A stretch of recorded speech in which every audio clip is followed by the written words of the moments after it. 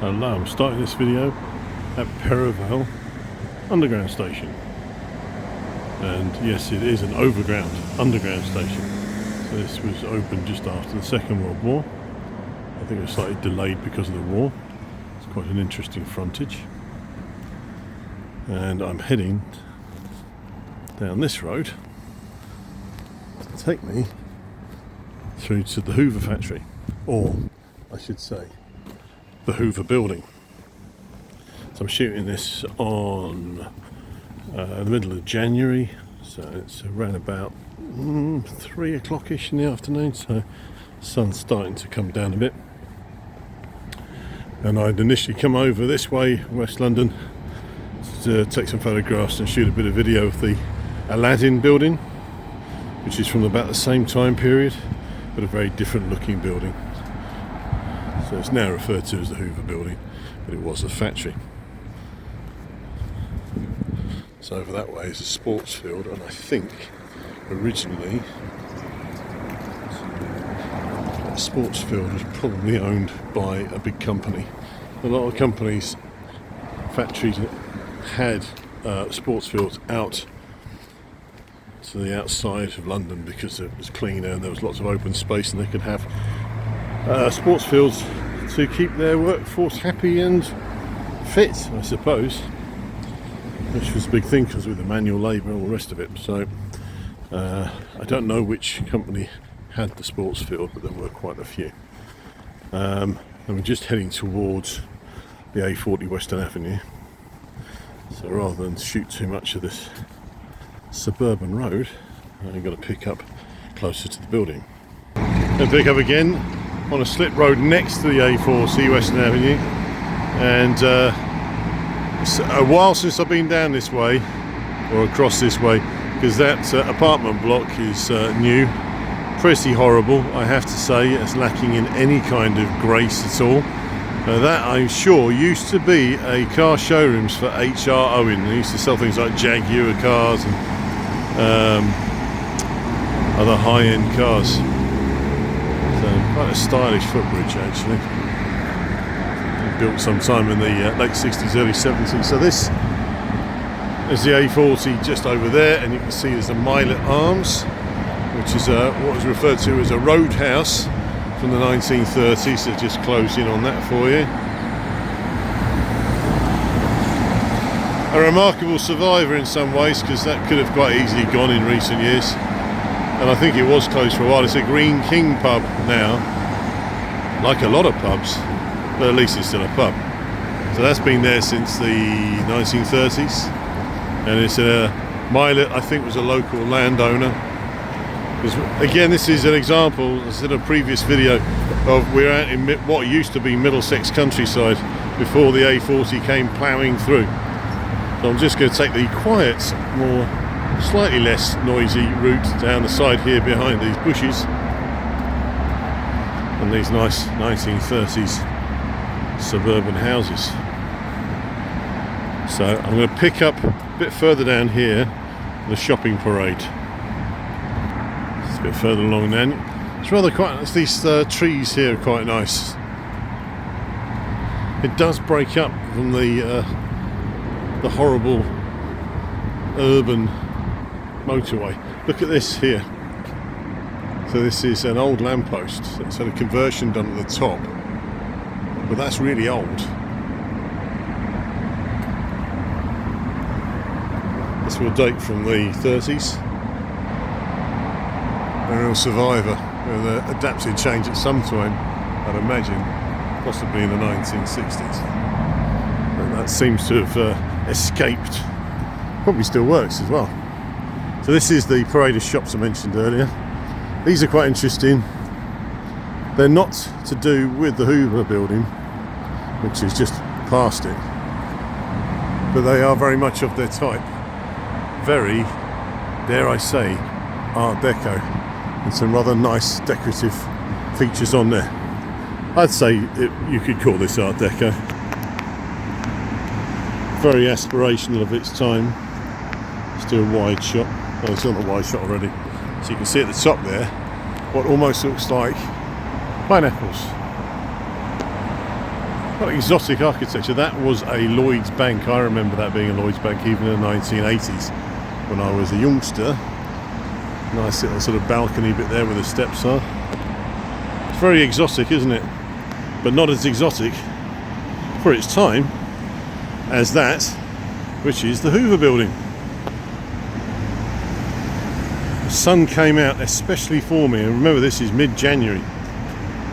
So the building that is closest to us was part of the Hoover Building. It was built in the late 30s, I think 36, 37, and this is the canteen building. So it was very much a place for workers to have their food. There was a dance hall in there, so it was very much used for recreational and sort of, you know, to get away from the factory floor. So I just crossed over the road. These palm trees aren't real. I'm very sure they are in fact actually completely fake. This used to be an exit point. As you can see, it says out just underneath there. That used to be painted in black. So that was it. Originally these gates would have gone through to the front of the building. Rather nice lamp. This is now a sort of banqueting and dining facility, which as you go around you'll see the name of it. Just showing you that really the area is constantly evolving. So this is the Royal Nawab restaurant and banqueting suites that used the old that building there, the canteen block, to move round. Now there would have been more area for the Hoover Building. It would have gone out, I think, a bit further, I'm not sure, but the Western Avenue, which is what this road here is, the A40, would have been widened at various points.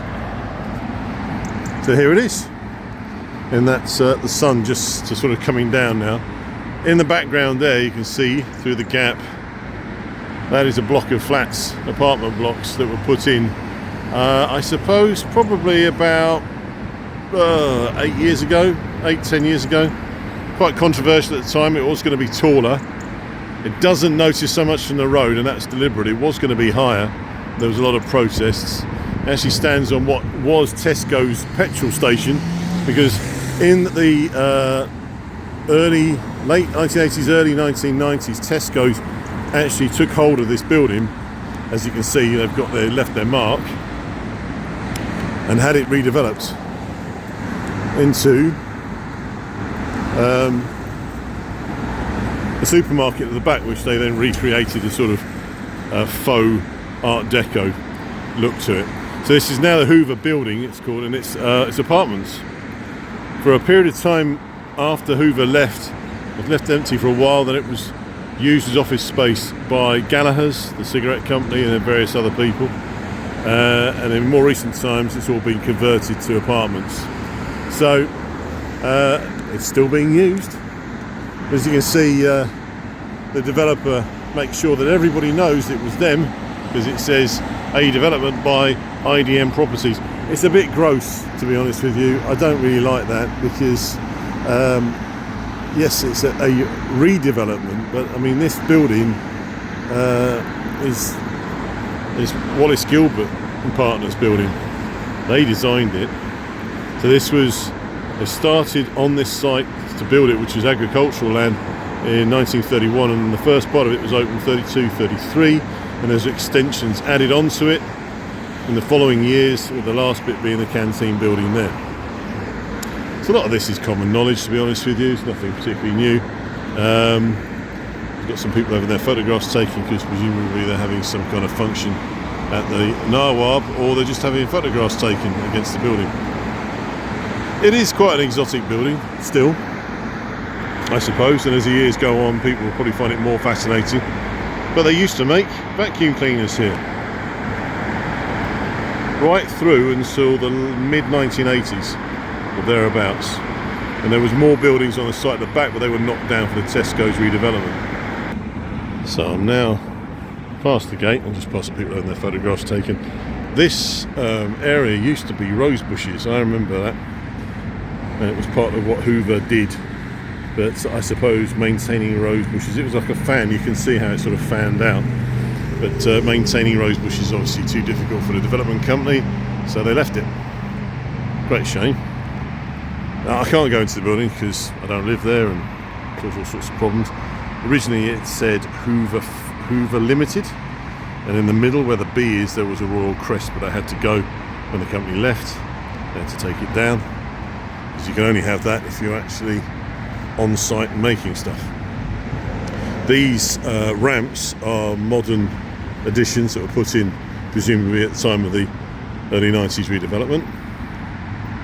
They weren't there, but they've been done to a similar style in keeping with it, because it is a listed building.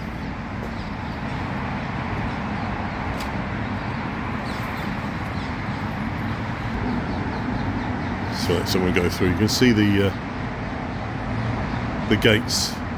Those doors are recreations, because I remember in the late 80s that door had been replaced with all the wonderful detailing. I am blessed with the sun, I tell you. Very nice. All this lovely glazed tiling. And there's the H for Hoover. Very Art Deco in the entrance area, which I say I can't go into. These are uplighters. So it would have shone up to illuminate the space. A bit like a cathedral. And sort of cathedral of consumerism. Despite the fact that it's listed, and despite the fact that how much these flats must cost, it's not exactly very well maintained, I have to say. Could be better. But there you go, I'm quite critical. These lovely, I think these are referred to as pediments. Nice detailing there. I suppose I have to be aware of the fact that this is now actually people's homes. So I really can't be too pokey. I will show you something that's quite interesting in a second.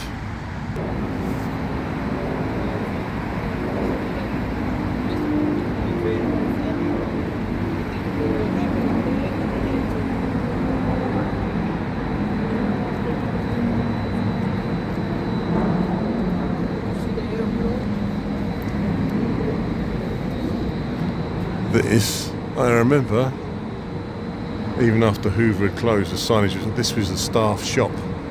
So you could actually buy Hoovers and spare parts and Hoover bags and stuff on a discount. And it said Hoover staff shop on the top. I remember that. I'm old enough to remember that. And there is also a story I've got which I can tell when I'm away from this area. So we're going to go around to the back of the building. So around the back now, and the original building finished about there, and all of this is an extension that was put in by Tesco's. What was originally on this area was another bit of factory, and there was factory space that went all the way along. And I think actually where this rather gratuitous apartment complex is, I seem to recall there was a 1960s office block, which was where they did the research and development, and that was put up, say, in the 60s. So this is the Tesco bit, and I'll move along a little. You can see why that site was valuable. As I said, it was originally Tesco's garage. But in fact, this land, when the Hoover factory was originally built in the 30s, there was tennis courts, bowling, that's sort of not 10-pin bowling, but sort of grass bowling, again for the workers. But I assume that they had that land ready to build on, which is what they eventually did. They extended over it. The Tesco's building is suffering from neglect. It needs really some work doing on it, but you know, hey ho. And the story I have to tell is that basically I came here in 1989 as what I would have been about 19 years old or thereabouts. I came to the site to take some pictures of the building, but also I managed to get into the canteen block at that point on the agreement of the security guard who was looking after the site. Remember that Hoover weren't on the site at that point, they were just keeping it secure, waiting for the redevelopment.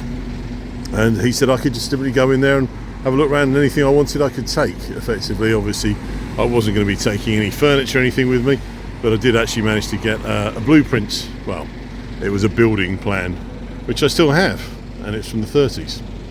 So It wasn't theft. I was allowed to do it because basically a lot of the stuff would have been skipped anyway.